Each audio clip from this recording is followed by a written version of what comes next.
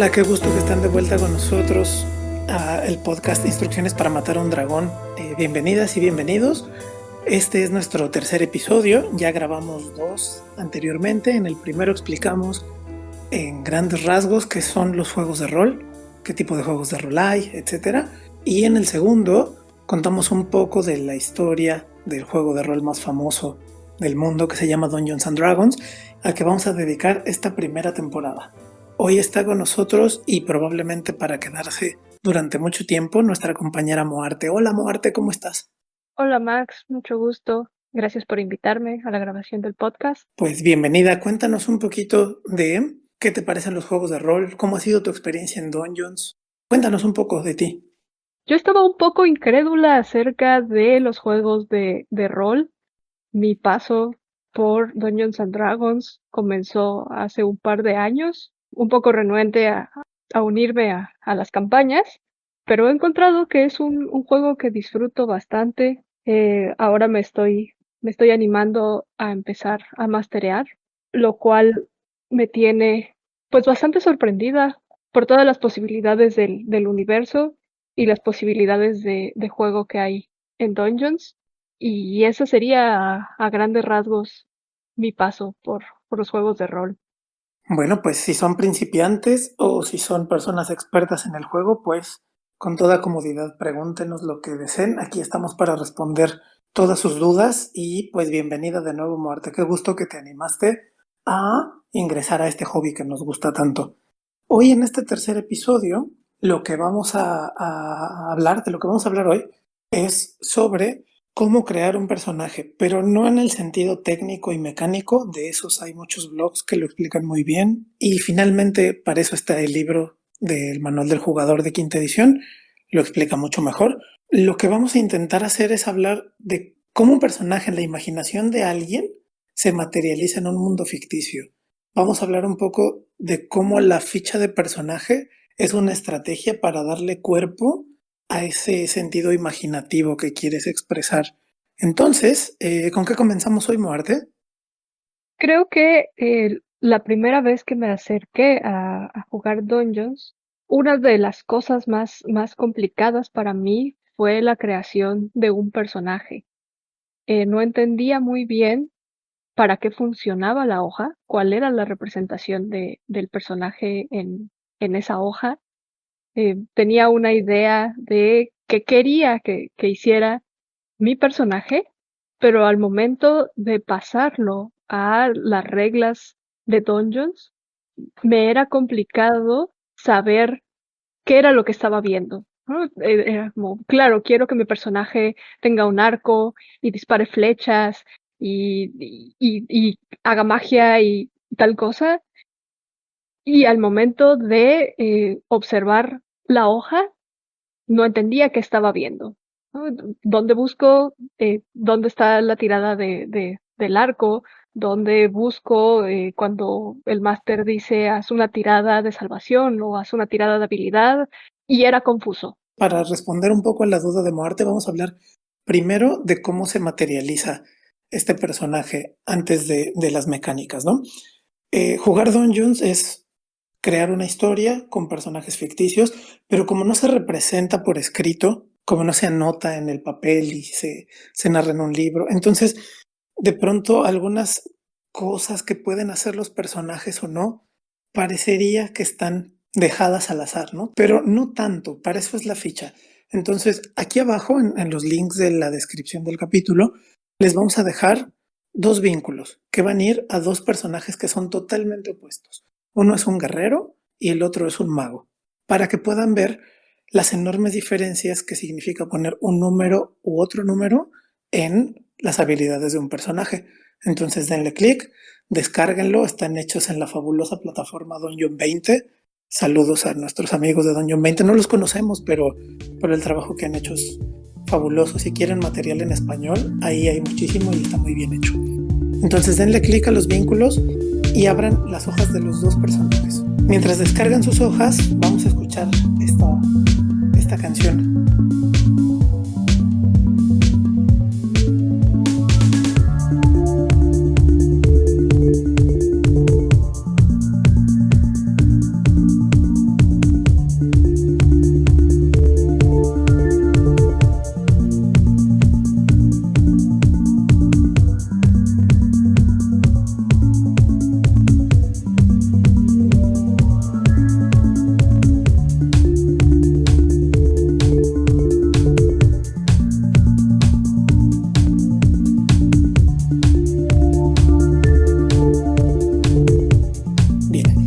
Bueno, ya descargaron sus hojas, y ahora vayan a revisar al lado izquierdo. En el lado izquierdo van a ver 6 habilidades ordenadas de arriba para abajo. Y son fuerza, destreza, constitución, inteligencia, sabiduría y carisma. Cada una de estas habilidades representa una cosa física, mental o social que sus personajes tienen en este universo ficticio. Y las escalas más o menos van así. No son fijas, ¿no? Pero es una manera de interpretarlos. Más o menos van así. El número 10, el número 10 en cualquier habilidad es estándar para cualquier humano o humanoide de cualquier raza o especie en el juego. Su base, lo que se considera regular, es 10. Por supuesto, como todo mundo es mejor para unas cosas que para otras, tenemos distintos marcadores numéricos en cada una de las habilidades. Solo una anotación aquí breve. Observarán que hay 2 espacios en cada una de las habilidades, un círculo y un cuadrado. En Max está hablando de los números que se anotan en el círculo y después mencionaremos cómo se transforma esto en modificadores, que son finalmente los que terminan utilizándose para las tiradas. Cualquier número por encima de 10 será que te vas entrenando cada vez más. Cualquier número por debajo de 10 significa que tu habilidad es un poco debajo del promedio, ¿ok?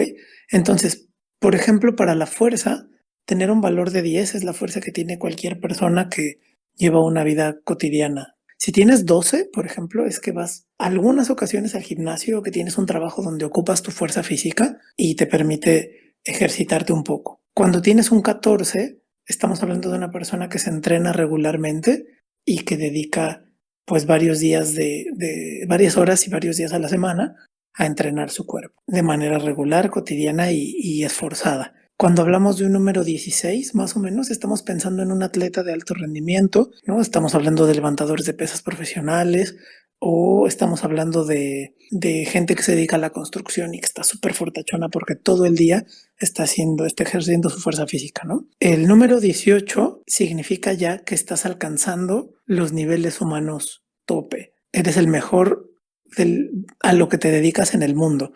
Entonces, el 18 lo tendrá el campeón o la campeona olímpica en levantamiento de pesos, en lanzamiento de bala, ¿no? En cualquier cosa que implique utilizar tu fuerza física. Y el 20 significa ya que estás rozando los límites los límites humanos y ya estás pasando a niveles sobrenaturales. Por supuesto, en nuestra realidad hay pocos ejemplos de eso, si es que hay alguno. Gente que está en el libro de los récords Guinness, por ejemplo, ¿no? Quizá. La persona que ha levantado la mayor cantidad de peso en toda la historia de la humanidad, los 3 que tienen el récord, esos 3 están en ese 20, ¿no? Cada número te va a dar un bonificador que entra en una mecánica del juego, pero eso, para no aburrirnos con tecnicismos ahora, lo dejamos para después. Por ejemplo, observemos la habilidad de fuerza. Nuestro mago tendría un 8 en fuerza, que significa que, pues, quizá pasó más tiempo en la biblioteca revisando libros de hechizos que practicando deporte o practicando alguna actividad en el campo. En cambio, el guerrero, con su 16 de fuerza, refleja ese entrenamiento corporal que ha tenido. Sí, entonces es muy probable que en el mundo en el que estás jugando, estos dos personajes, solo por esa característica, se representen de manera muy distinta en cómo se desenvuelven en la historia. Mientras el guerrero, en cuanto se levanta, se pone a entrenar, va a dar vueltas, hace algunas planchas, se prepara, se pone la armadura, practica un poco con la espada, seguramente el mago no estará enfocado en eso, sino en las demás habilidades.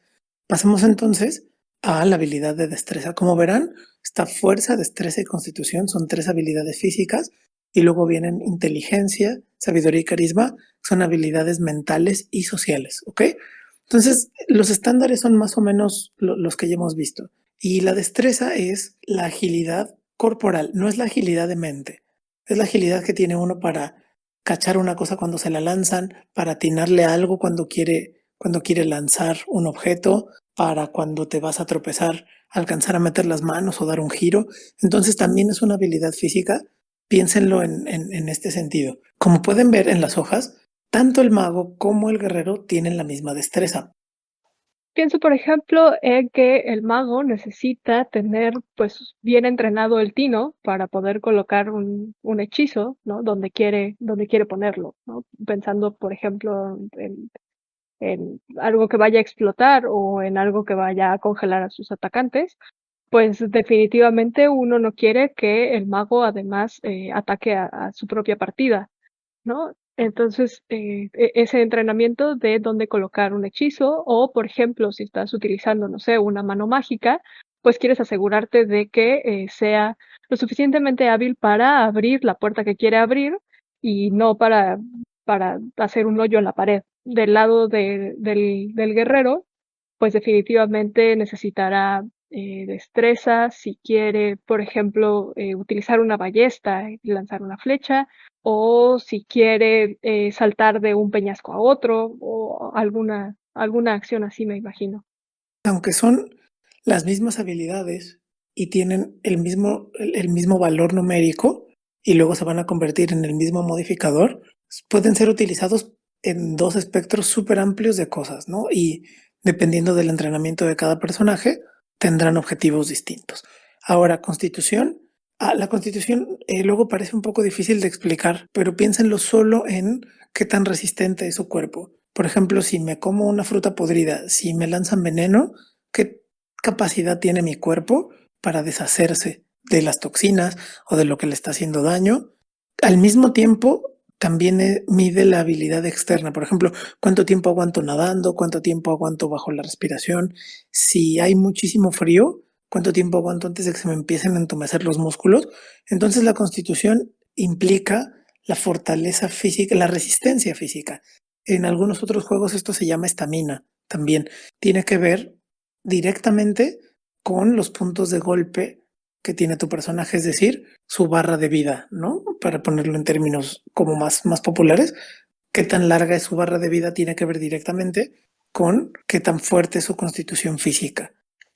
Por ejemplo, pensando en este caso, nuestro guerrero y nuestro mago tienen la misma constitución, pero quizá la obtuvieron de diferente forma, ¿no? Mientras la constitución del guerrero quizá refleje su capacidad de aguantar caminar en el desierto, la del mago podría reflejar Su resistencia a vapores mágicos que ha tenido, que lo golpeaban en la secundaria. su buena alimentación, quizá su habilidad para elegir una buena combinación de vegetales y carne. Sin embargo, como pueden ver, aunque tengan la misma constitución, si se fijan en los puntos de vida o puntos de golpe, son muy distintos por su entrenamiento. Entonces recuerden, este solo es el valor físico del personaje, de su materialización en el mundo. Después todavía hay que hablar de su entrenamiento. Entonces pasamos a las habilidades sociales y mentales. Aquí van a ver una enorme diferencia entre el guerrero y el mago. El valor de la inteligencia tiene dos perspectivas. Una es cuánta información has recopilado a lo largo de tu vida. Es decir, qué tanto sabes. Como estamos pensando en este universo ficticio, puede haber o no bibliotecas, pero seguramente puedes conocer más historias, puedes haber accedido a más pergaminos que los demás, puedes haber conocido otras historias, puedes haber viajado más, aunque no necesariamente en peligro, y entonces conoces más países, más ciudades, más reinos. Una parte de este valor es qué tanta información tienes. La otra parte de este valor es qué tan bueno, qué tan buena eres para vincular esta información en deducciones lógicas. Este es el pensamiento acumulativo de información y el pensamiento de vinculación lógica entre eventos, es decir, cómo conectas los puntos en un evento, ¿no? En un suceso, en un problema, en un acertijo. Que suele confundirse seguido con lo que es la sabiduría. De pronto cuando uno se acerca por primera vez a esta hoja y ve inteligencia y sabiduría, no entiende muy bien cuál es la diferencia entre ambas. Creo que alguna vez lo explicabas en una mesa y siempre haces como este comentario de decir que la inteligencia es saber que el jitomate es una fruta, pero que la sabiduría es decir que no incluirías un jitomate en una ensalada de frutas. Sí, ese es un ejemplo clásico que utilizan también los creadores del juego para explicar la diferencia entre tener información y la diferencia entre saber cómo usar esa información. Muchos personajes de varias clases se distinguen por tener una altísima inteligencia, es decir, saber un montón de cosas, pero muy poca sabiduría, es decir, saber usar poco sabiamente esa información y hacer algunas, ser imprudentes, ¿no? Y vale, eso le da un montón de valor al juego. Pues hay una clara diferencia. Observamos que el mago tiene una inteligencia mucho mayor, tiene una inteligencia de 16. Eso quiere decir que seguramente ha pasado mucho tiempo revisando libros, revisando pergaminos. En cambio, nuestro guerrero tiene una inteligencia de 11, que se consideraría la inteligencia pues promedio, ¿no? Seguramente ha tenido más tiempo para ejercitarse, pero no necesariamente ha estado en contacto con la acumulación de conocimiento. Y tampoco lo practica, ¿no? Tiene la inteligencia que tenemos las personas que vivimos una vida cotidiana respecto a los temas generales y entonces solo pues vamos conectando los puntos que se nos presentan, pero no estamos como el mago buscando información específica para luego conectarla y ver cómo se van conectando unos puntos con otros, ¿no? Entonces pasamos a la sabiduría. Vamos a conversarla en dos parámetros. Uno es cómo manejas la información que tienes. Si ya sabes que probablemente dentro de esa caverna hay un peligro acechándote, tu sabiduría sería como un indicador de decir si te lanzas a ciegas a una caverna oscura sin que tú puedas observar y en realidad no te importa, o si tomas las precauciones y enciendes una antorcha y preparas tu maleta antes de lanzarte a la aventura, ¿no? Un poco la sabiduría es detenerse a observar la situación, lo que me lleva al segundo valor de la sabiduría. La sabiduría en este juego significa también qué tan al tanto estás de tu entorno. Por ejemplo, qué tan bueno, qué tan buena es tu personaje para detectar que las otras personas están mintiendo, qué tan al pendiente está de si hay una emboscada al frente. Por ejemplo, uno de los personajes icónicos del juego que tienen valores más altos en sabiduría son los clérigos, porque también representa como un valor no forzosamente de empatía en el sentido positivo, de soy empático contigo, sino de que comprendo lo que está ocurriendo. Después, cómo lo uso, ya queda un poco al margen de la historia, ¿no? Conforme devenga la historia, es como ocurren las cosas, pero es la representación de esa capacidad para saber cómo te sientes y para darme cuenta cómo está el mundo y después ya te toca decidir qué haces con eso, ¿no? Por ejemplo, podemos observar que aunque nuestro mago tiene una inteligencia por arriba del promedio, ¿no? Su sabiduría apenas es un 12. Eso seguramente en el juego, a quien lleve este personaje, le tocará representarlo como, vale, tengo un montón de conocimiento mágico, pero no siempre elijo quizá el mejor momento para hablar sobre ello, o quizás no siempre elijo el mejor momento para tirar un hechizo. Por ejemplo, esa lucha entre la inteligencia y la sabiduría en los magos suele representar clásicamente como que eres muy inteligente, sabes cómo invocar criaturas de otros planos súper peligrosas y sueles no ser tan sabio como para saber por qué no deberías de hacerlo, ¿no? Quizá eres un mago al que le gusta presumir y entonces, como sabes invocarlo, lo invocas porque sí, ¿no? Y en el caso de nuestro guerrero, su sabiduría es de 13. Algunos puntos extra en supervivencia, por ejemplo, ¿no? Que se haya entrenado y entonces ese entrenamiento en el campo le permita saber qué bayas no comerse o le permita saber qué criaturas son peligrosas o le permita saber qué, qué tabernas no debe visitar para buscar problemas.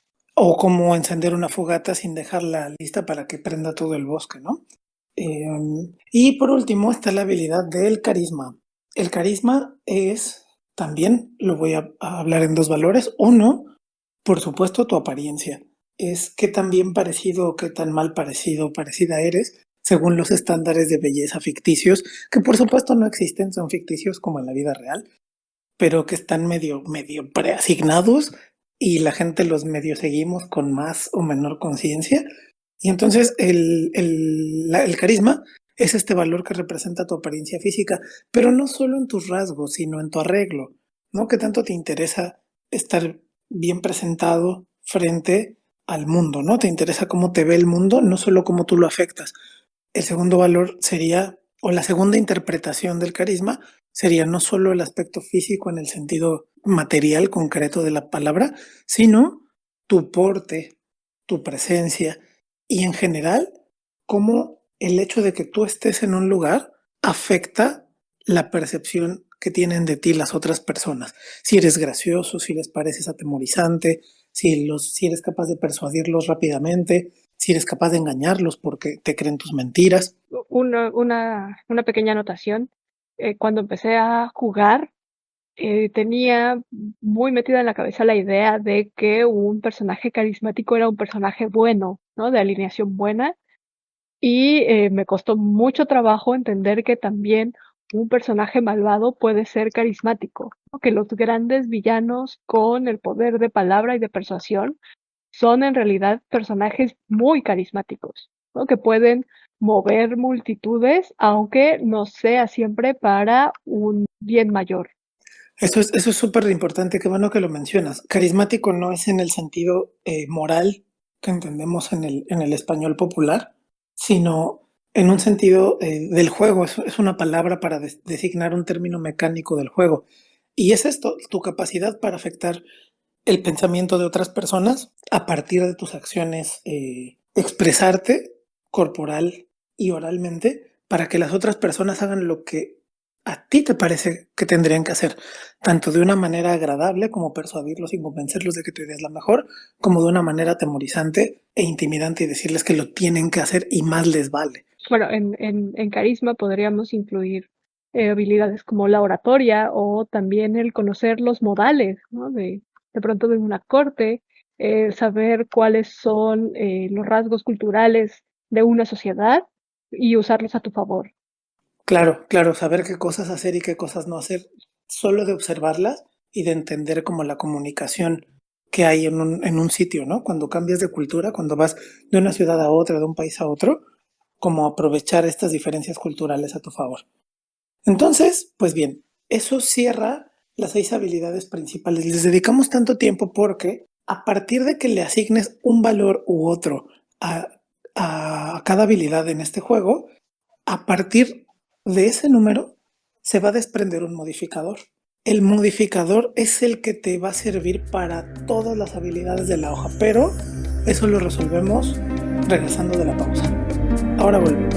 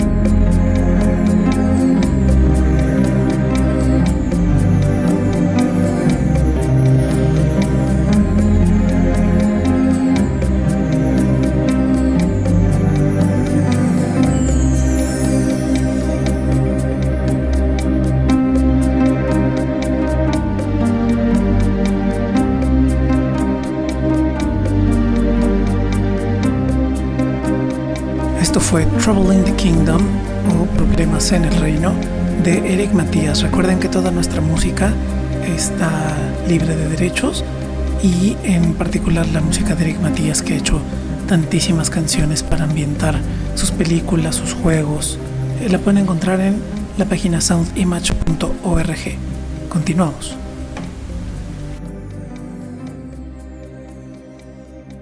Cada número en la hoja, lo que sugiere el libro son 6 números base: 8, 10, 12, 13, 14 y 15. Y que eso se los asignes a lo que te interesa que tenga más o menos tu personaje. Hay otras maneras de acomodar los dados, de acomodar los números, pero esta es la recomendada y como para principiantes esto es lo mejor, utilizar los números base porque son los más equilibrados. Entonces, una vez que asignas los números, ese número se convierte en un bonificador. Como 10 es el estándar, es el promedio, el bonificador es 0 y a partir de ahí se mueven pares. Por ejemplo, un 12 en cualquier habilidad, tu modificador es +1. Un 14 es +2, 16 es +3, 18 es +4 y 20 es +5. Para abajo es al revés. A partir del 9, 9 y 8 -1, 7 y 6 -2, 5 y 4 -3. Esto te da un bonificador que vas a sumar a los demás números para entonces sí actuar. Ahora vamos a hablar de la siguiente columna. Arriba están las tiradas de salvación y abajo están las habilidades. Si están empezando a jugar y no saben cómo ordenar los números base, pueden recurrir al libro de reglas y verán que cada clase les dice si quieres jugar un mago, es mejor que tenga un bonificador alto en inteligencia porque todos sus hechizos se castan con inteligencia. Si quieres jugar a un guerrero, necesitarás mayor fuerza porque el uso de armas está manejado con habilidad de fuerza. De pronto no sientan pánico a cómo acomodo los números, pueden guiarse por lo que les indica el manual. Conforme vayan jugando, se darán cuenta que entonces un día van a querer jugar un mago que sea muy inteligente, pero que además tenga una gran constitución, o un guerrero que sea súper carismático porque en su historia es un noble, además de ser súper fuerte, y podrán hacer tantas combinaciones como quieran. Pero sí, para empezar a jugar, pues en el libro viene en cada clase, en cada entrenamiento de personaje, dice si quieres este personaje, utiliza esta y esta habilidad como los valores más altos. Luego pasamos a las tiradas de salvación. Estos dos cuadros representan dos momentos distintos del juego. Las tiradas de salvación significa que en el mundo está ocurriendo algo de lo que tu personaje está al tanto y pretende defenderse, pretende combatirlo, o pretende escapar, o pretende que no lo vulnere. Un hechizo que te han lanzado y que intentas quitarte, que has pasado demasiados días caminando en medio del Averno y entonces tienes que tirar Constitución para saber cómo te ha afectado eso. Si, por ejemplo, para fuerza se cae el techo y tú tienes que sostenerlo para que tus compañeros puedan salir de la habitación antes, entonces tú estás cargando el techo y tienes que hacer una tirada de salvación de fuerza para saber si tu cuerpo es lo suficientemente resistente para cargarlo mientras los demás escapan. Con destreza, por ejemplo, te han aventado un hechizo, te han lanzado un hechizo y estás intentando quitarte del rango, ¿no? Que no te dé en plena cara. Y entonces, si logras hacer esta tirada y tienes éxito, te logras esconder pues detrás de una piedra o alcanzas a poner tu escudo, pero si no es porque tus reflejos no fueron lo suficientemente buenos y te explota todo de frente a ti, ¿no? Constitución, por ejemplo, si has pasado un par de días caminando en medio del Averno, pues necesitarás tirar para saber cómo te ha afectado esto. O si te estás internando en una región donde hace demasiado frío y no tuviste la previsión de comprar ropas abrigadoras, pues tendrás que tirar para saber cuántas horas puedes caminar en medio de hielo y de nieve. O si te comiste algo que te hizo daño, si te lanzaron veneno y entonces hay que ver cómo tu cuerpo, si lo logra expulsar rápido, si te afecta muchísimo, o si de plano te enfermó por completo y te pasan los efectos que diga el Dungeon Master que te van a ocurrir. También están las tiradas de salvación de las actividades sociales y mentales. De inteligencia hay pocas. La verdad es que las tiradas de salvación de inteligencia son bastante menos que las demás. La inteligencia es una habilidad activa en las personas. Entonces tú intentas hacer algo con tu inteligencia. Pocas cosas en este microuniverso hay que te afecten a tu inteligencia. Algunas criaturas que logran controlar mentes o algunos hechizos que son de controlar tus acciones, haces una tirada contra inteligencia para resistirte y para tener como una lucha mental, pero son las menos. Las tiradas de sabiduría son sobre todo reflejan tu fuerza de voluntad en el mundo.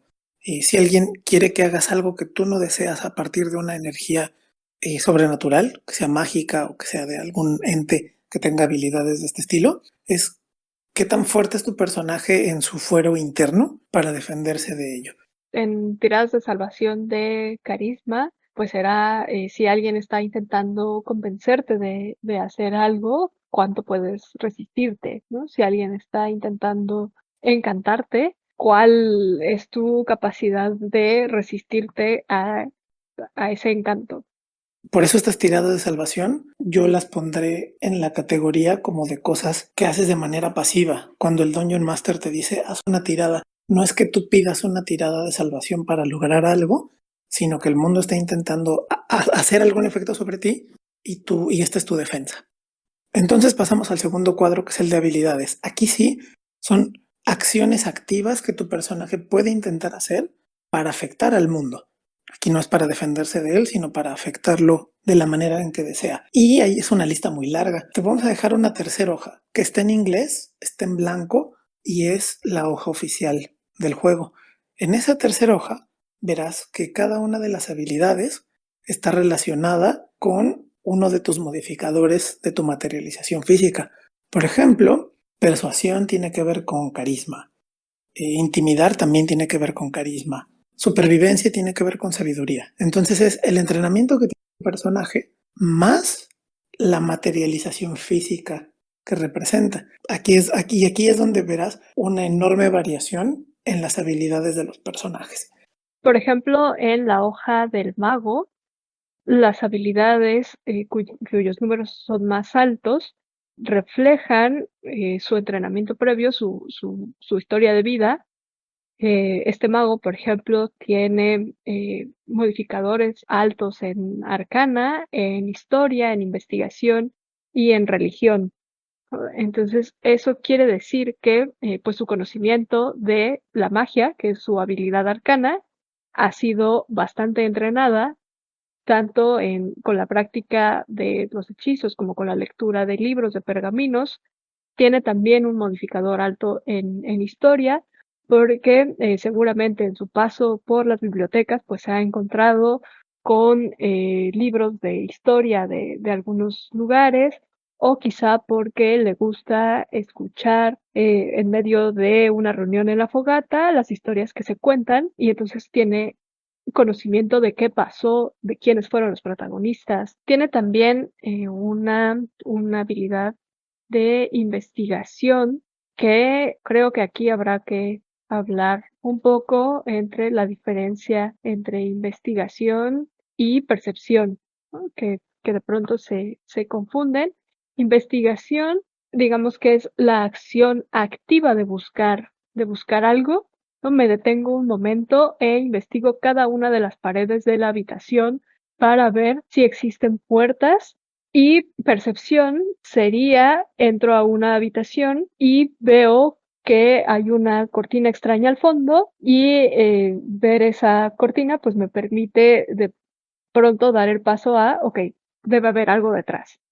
Mientras que la investigación es un proceso de búsqueda de información y conexión lógica, reviso las paredes y veo que este tabique está distinto al otro, entonces concluyo que puede ser un cerrojo para abrir una puerta secreta. La percepción es algo sensorial. Voy caminando y de reojo observo que ahí hay una rendija que se ve anormal, o percibo que proviene viento de un espacio de donde no debería provenir. Esa sería como la gran diferencia.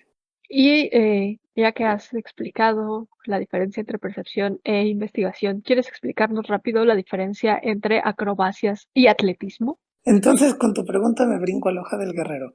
Fíjense cómo hay tachecitos azules. Eso significa que tanto el mago como el guerrero, en esas habilidades que tienen un tachecito azul, los ha llevado su entrenamiento. El atletismo se utiliza con fuerza. La habilidad que lo soporta es fuerza.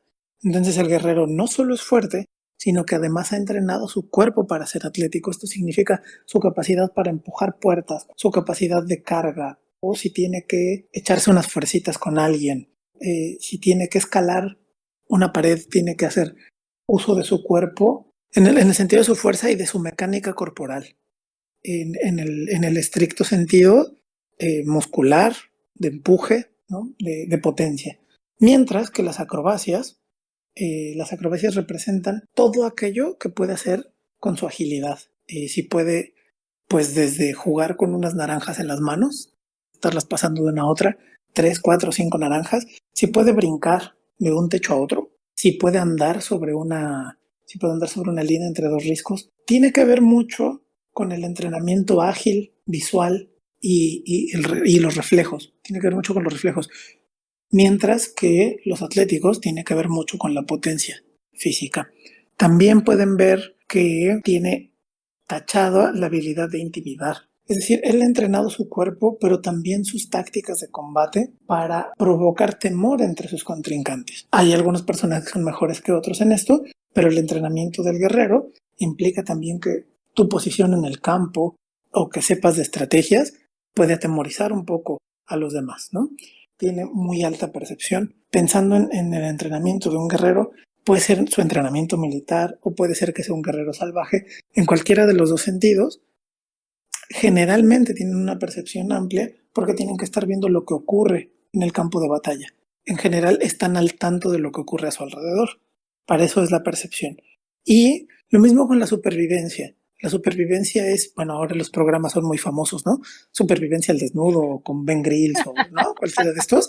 Sí, es qué tanta capacidad, es qué tanta capacidad tienes de adaptarte y de adaptar el mundo a ti. Entonces, una persona con supervivencia alta seguramente puede hacer mejor una trampa, seguramente puede seguir mejor los rastros de un animal, seguramente puede construir mejor un refugio. Es muy probable que sepa dónde están los animales, dónde están las madrigueras de los animales que sí se pueden comer, ¿no? Entonces tiene que ver con, no solo con la supervivencia en el campo, por supuesto, también con la supervivencia en el sentido como urbano. Qué callejones sí meterse, qué callejones mejor no ir, porque finalmente tiene que ver con la habilidad de mantenerse a salvo en un entorno determinado. Antes hablábamos de tiradas de salvación para contrarrestar alguna de las acciones de un contrincante.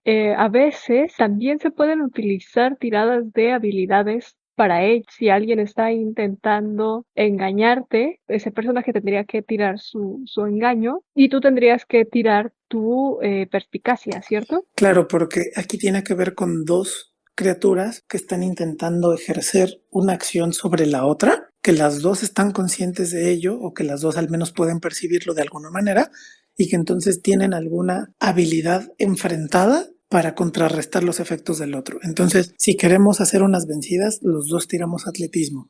Si tú me quieres engañar a mí, tú tiras tu engaño y yo tiro mi perspicacia para defenderme de ese engaño. Si queremos quedarnos con la misma joya, tiramos juego de manos, ¿no? Y a ver quién es más hábil.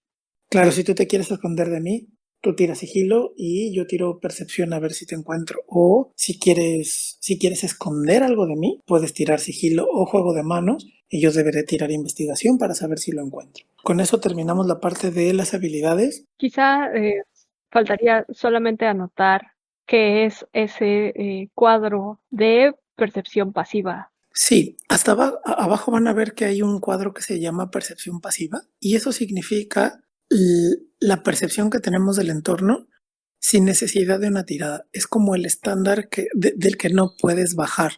Si vas caminando en la calle y estás viendo de frente y alguien se mete detrás de un coche, es imposible que no lo notes. No es necesaria una tirada para hacer eso, ¿no? Todas las criaturas tenemos una percepción pasiva y entonces podemos notar un número de cosas determinadas de nuestro entorno sin hacer ningún esfuerzo. Las tiradas, recuerden que significan como un esfuerzo para conseguir algo. Sí, ¿no? Algunos personajes son un dolor de cabeza para los Dungeon Master porque tienen una percepción pasiva bastante alta y entonces cualquier trampa o cualquier puerta que le pongas enfrente ni siquiera tendrá que hacer una tirada, ¿no? Porque, digamos, la dificultad de esa tirada, aunque sea alta, pues no es más alta que la percepción pasiva del personaje. Entonces, para algunos personajes una trampa sencilla será invisible, pero para otros que están más atentos a lo que ocurre en el mundo, será evidentísima.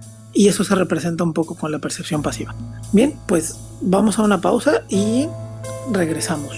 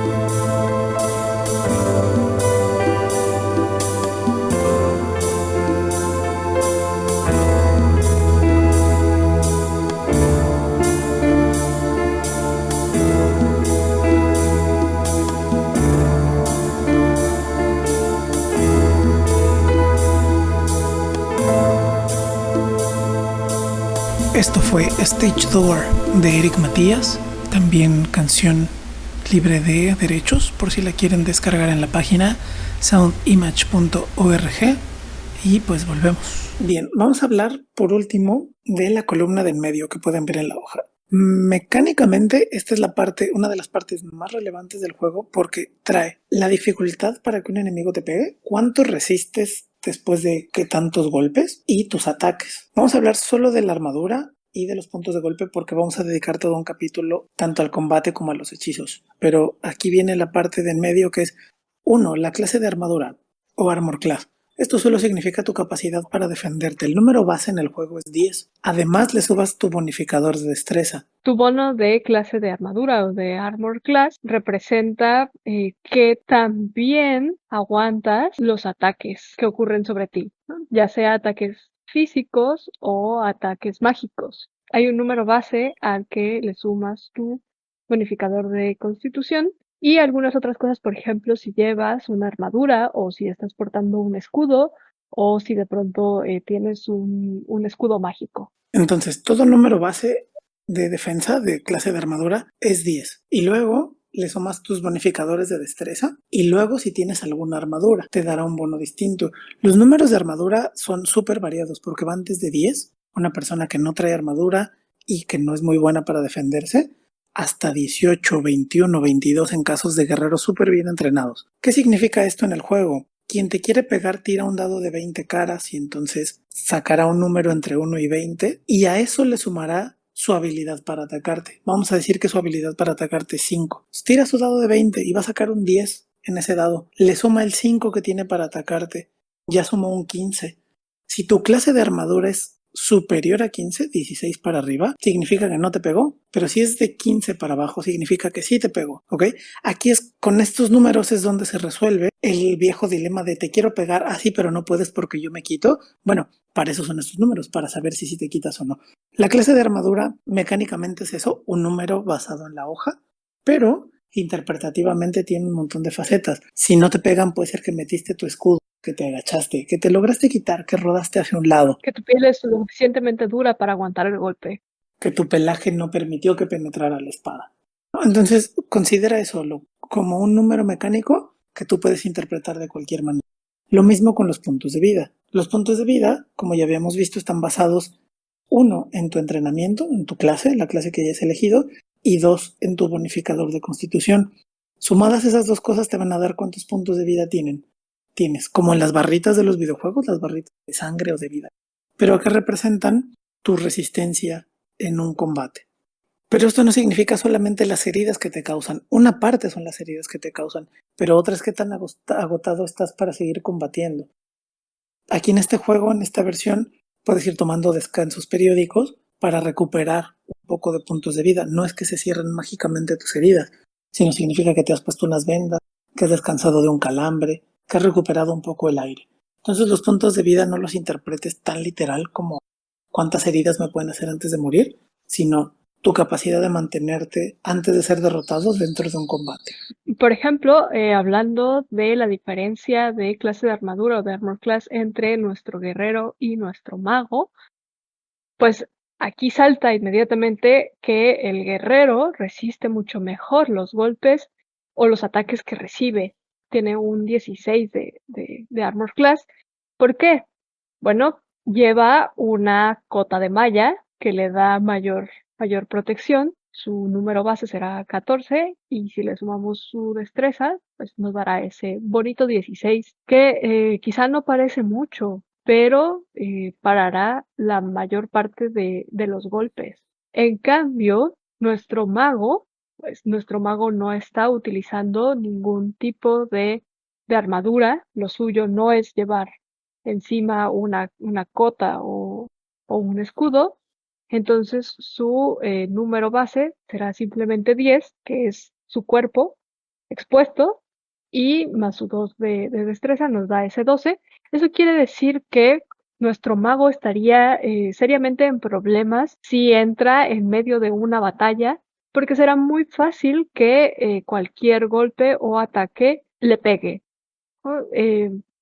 Esto es importante en el momento en el que decidimos cómo jugar a nuestros personajes, probablemente nuestro mago tenga que pelear de lejos sin meterse en medio de los golpes. En cambio, nuestro guerrero pues será nuestro tanque, será nuestra avanzada, podrá estar cuerpo a cuerpo con los contrincantes y no saldrá tan golpeado. Lo mismo con los puntos de vida. Piensa en una persona que está altamente entrenada para el combate. Es mucho más capaz de recibir, aunque le peguen, de recibir mejor los golpes. Un boxeador le pueden pegar y pegar y pegar, pero sabe cómo poner sus músculos, cómo acomodar el cuerpo, qué tipo de respiraciones hacer para que esos golpes no lo derroten tan fácilmente. Las personas que no tenemos entrenamiento en el combate físico, recibimos 2 golpes y ya estamos doble. Entonces, un poco representa eso los puntos de vida también. Recuerda, no solo las heridas, el guerrero tiene muchos más puntos de vida, no solo porque su cuerpo sea más resistente, sino porque sabe mejor cómo lidiar con los ataques. Lo que decía Moarte es súper importante porque esto representa muy bien qué tipo de estrategia puedes tener con un tipo de personaje o con otro, porque sus fortalezas son distintas. Mientras el guerrero está hecho claramente para el combate físico, cuerpo a cuerpo y estar ahí al frente dándose de golpes, veremos que las bondades de los personajes como los hechiceros son otras que tienen que ver más con el desarrollo de la historia o con el aprendizaje de hechizos para ocasionar estragos en el combate, no tanto para estar al frente dándose de golpes, ¿no? Recuerda que el combate es solo una parte, vamos a decir la mitad, una tercera parte, depende cómo juegues, pero vamos a ponerlo, la mitad del juego es combate y estrategia y la otra mitad son acciones de interpretación y de investigación. Entonces están muy bien equilibrados, ¿no? También sin entrar mucho a detalle, un cuadro importante en nuestra columna del centro son las salvaciones de muerte, ¿no? Cuando tu personaje ha agotado todos sus puntos de golpe actuales, pues queda inconsciente, ¿no? Está a un paso de morir y pues tendrás que tirar un dado para saber si tu personaje se resiste, si logra recuperarse. Sí, si se resiste o si su cuerpo simplemente ya no aguantó. Hay 3 casillas porque tienes que hacer 3 tiradas antes de que se decida en el juego si tu personaje, si lo derrotaron, por ejemplo, con una espada o algo así, termina por desmayarse y por desangrarse, o si su cuerpo es lo suficientemente fuerte para resistir y para no morir, queda inconsciente. Porque, pues lo que se intenta en el juego es que los personajes avancen lo más posible. Hay veces que la muerte pues es inevitable y habrá que hacer un nuevo personaje, pero en realidad el juego está estructurado para que los personajes continúen lo más posible. Cuando te derroten, no mueres de inmediato, sino que todavía tienes estas tiradas de muerte. Tiras un dado de 20 y si sacas de 1 a 10, has fallado, y si sacas de 11 a 20, has tenido éxito. Y si juntas 3 fallas, mueres, si juntas 3 éxitos, te estabilizas aunque estás inconsciente, ¿no? Bien, por último, vamos a hablar un poquito nada más de la columna de la derecha. Tú vas a ver que tienes tus ideales, tus vínculos, tu personalidad. En esto no quisiéramos entrar en mucho detalle porque el libro ya trae algunos ejemplos que puedes tomar para desarrollarlos, pero además esto es como lo más personal, lo otro es mecánico, ¿no? Y entonces son como las reglas del juego. Esto no es necesariamente una regla, estas son cosas que ya puedes tú ponerle a tu personaje e inventar sobre ellas, digamos, aunque tuviéramos la misma ficha con el mismo guerrero, tú puedes hacerle un personaje súper honorable que busque el bien de su ciudad natal, y yo puedo hacer con la misma ficha un mercenario que solo está buscando riquezas para comprarse una gran villa y retirarse, ¿no? Entonces, como esto no es mecánico, no hablaremos mucho al respecto porque no queremos como cortar esa parte imaginativa. Tú imagínate a tu personaje como quieras y con tu Dungeon Master ya habla cómo representarlo en esas casillas. Sin embargo, abajo hay unas que se llaman características y de esas sí queremos hablar un poco. En inglés lo encontrarás como feature, en español lo han puesto como rasgos y atributos. Y si estás comenzando a jugar Dungeons, verás que algunos son características que te da tu raza y otros son características que te da tu clase. Los de raza aparecerán al principio de tu construcción de personaje y son características que ganas en un primer momento solo por ser un elfo o por ser un medio elfo o por ser un mediano o por ser un humano, etcétera. Vamos a asignar las características de razas como a lo genético. Genéticamente los humanos no vemos en la oscuridad, al menos no como lo hacen los gatos, o no como en este caso, como lo hacen los elfos o los enanos. Entonces esas son como cosas genéticas que ser de esa raza te permiten hacer, que no se pueden mejorar y no se pueden empeorar. Son cosas ya de la estructura de la raza.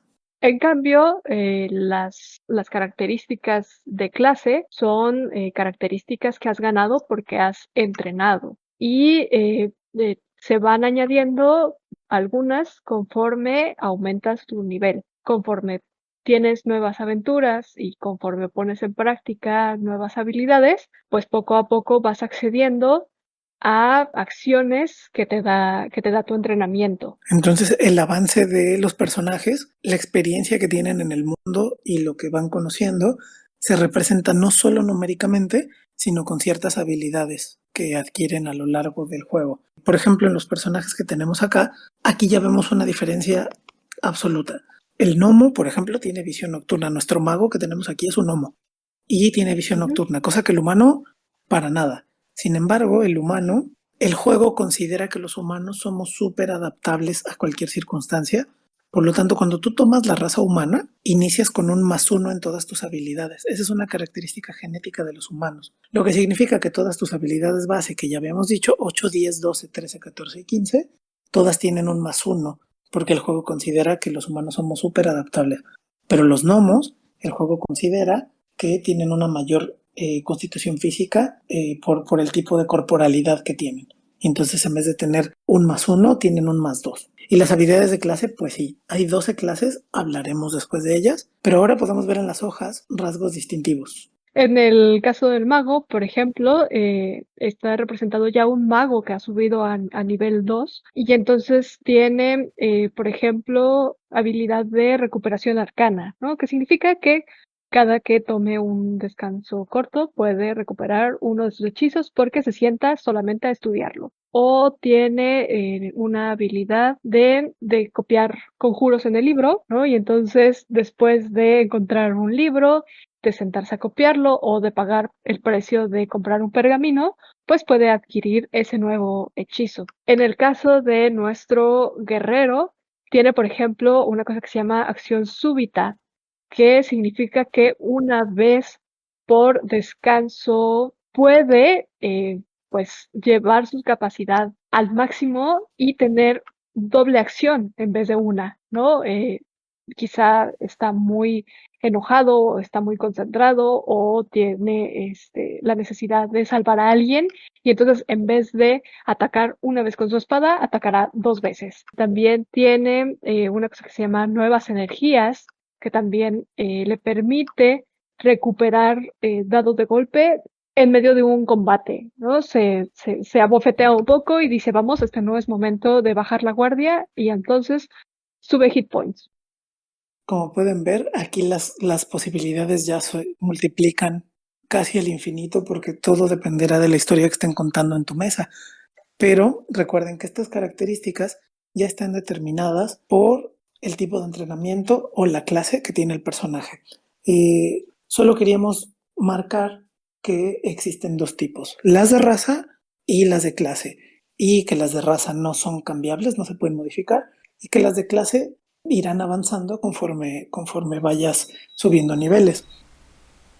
Hasta aquí nuestra descripción era más o menos acertada, pero en los últimos días y a raíz de todos los problemas sociales, políticos que han ocurrido en Estados Unidos a raíz de los constantes abusos policiales contra algunas comunidades racializadas que desataron un montón de protestas en todo el mundo por el mismo motivo, Wizards of the Coast decidió que para apoyar la desestigmatización de las razas iba a hacer algunos cambios en la manera en que concebimos la idea de raza en el juego Dungeons and Dragons. Aún no han dicho a ciencia cierta qué harán, pero los cambios ya se esperan, ya se están trabajando, así que es muy probable que muchos de estos modificadores, muchos de estos ajustes en realidad puedan ser asignables a decisión de los jugadores, justo para no encasillar ninguna raza dentro del juego, dentro de un comportamiento más o menos estandarizado. Lo que parece que se va a mantener es estos rasgos físicos que podríamos más o menos decir, con grandes comillas, que son como genéticos, ¿no? Como la visión nocturna, como la mejora en la escucha, etcétera. Pero todas aquellas cosas que puedan sospecharse que son culturales y no que son raciales, veremos muchos ajustes. Entonces, pues eso a nosotros nos parece que son muy buenas noticias. Qué bueno que Wizard of the Coast esté dispuesto a escuchar a su mercado lo que está ocurriendo. Y pues bienvenidos los cambios, entre más cambios mejor. Y pues si es para que la gente se divierta, súper. Cerramos el paréntesis y continuamos con cómo estaba grabado el podcast. Gracias. Hemos dejado y hemos esquivado el tema del uso de armas y del uso de hechizos hasta el final porque no vamos a hablar de ello hoy. Le vamos a dedicar todo un capítulo solo a las acciones de combate y de hechicería, porque esas sí requieren una explicación mecánica y en este episodio aún no queríamos entrar a detalle con los números y con los dados y con un montón de cosas más, porque apenas estamos como en una etapa introductoria, pero en el siguiente episodio vamos a hablar específicamente del combate y de la hoja de hechizos para terminar con cómo se compone una hoja de hechizos. Después yo creo que comenzaremos ya a hablar de clases y razas en específico, pero queremos terminar con un segundo episodio la parte de combate y de hechicería. Si pueden, échense una revisada o al libro del jugador de Dungeons and Dragons, o si no, también hay otra opción. Dungeons and Dragons tiene una licencia de juego abierta en la que tiene las reglas más básicas para jugar el juego liberadas y de consulta gratuita, para como poder entender un poco de qué va el juego sin necesidad de comprar todo el material. Ya una vez que empiecen a jugar, pues ya verán si les interesa o no comprarlo. Pero por ahora pueden hacer una revisión de las reglas de la licencia abierta. Les vamos a dejar aquí abajo el enlace a estas reglas de juego en español, que son como un concentrado del librote que es el manual del jugador. Y para que vayan explorando un poco qué tipo de personaje les gustaría jugar, para que vean sus diferentes características, qué habilidades van mejor. Y entonces la siguiente ocasión podemos hablar ya de cómo se sacan los números para hacer los combates y de cómo se sacan los números para hacer los hechizos y mecánicamente cómo operan ambas cosas. Le dedicamos todo el episodio a eso y pues mientras tanto, aquí abajo también les vamos a dejar nuestro link al canal de Discord que tenemos. Estamos llevando algunas aventuras por si a alguien le interesa escucharlas, nos avisa y lo incluimos. También ya desarrollamos una aventura. ¡Yay! Nuestra primera aventura ¡Yay! está para descarga gratuita. Sí, está para descarga gratuita. La pueden bajar en el enlace que les vamos a dejar. Y por último, les vamos a dejar una página donde estamos publicando nuestro contenido de diseño de juegos. Estamos publicando el podcast, estamos publicando las aventuras y vamos a ir publicando más cosas. Por ahí tenemos preparado un juego de mesa que les vamos a liberar más o menos pronto, una segunda aventura y por supuesto más episodios del podcast. Y en algún momento veremos si empezamos a grabar las aventuras para subirlas. Les vamos a dejar aquí por supuesto, si les gusta nuestro contenido que hemos publicado en esa página, pues compártanlo. Si les gusta el contenido, mándenlo a sus compañeros y a sus compañeras de aventuras que quieran ingresar al mundo de los juegos de rol. Y quienes puedan, quienes quieran, quienes tengan oportunidad, invítenos un café en la plataforma para que podamos seguir teniendo oportunidad de desarrollar contenido para este juego en español, que en realidad, wow, es que la generación de contenido que hay en inglés y en español, la diferencia es abismal, tanto como el mercado. Sin embargo, esta terrible cuarentena nos ha traído un montón de gente interesada que, pues claro que nos gustaría que se quedaran en este juego con nosotros. Así que pues muchas gracias, Muarte. Pues solamente agradecer que me hayas invitado a unirme ahora al podcast. Espero seguir aquí en los siguientes episodios. y pues anímense a jugar. Uno se lleva gratas sorpresas cuando comienza a meterse en el mundo de los juegos de rol. Consideren que es una inversión muy agradable de tiempo y de esfuerzo porque uno le invierte poco y se le devuelve mucho, ¿no? Es una actividad que puede ser es una actividad muy grata para hacer con las personas que quieres y también para conocer gente nueva. Nos vemos el siguiente episodio y claro que sí, Muerte, aquí estarás con nosotros y ya veremos si se une Neil y entonces tenemos una mesa llena de ruido y de gritos aquí. Entonces, pues muchas gracias, que les vaya muy bien. Chao. Gracias, chao.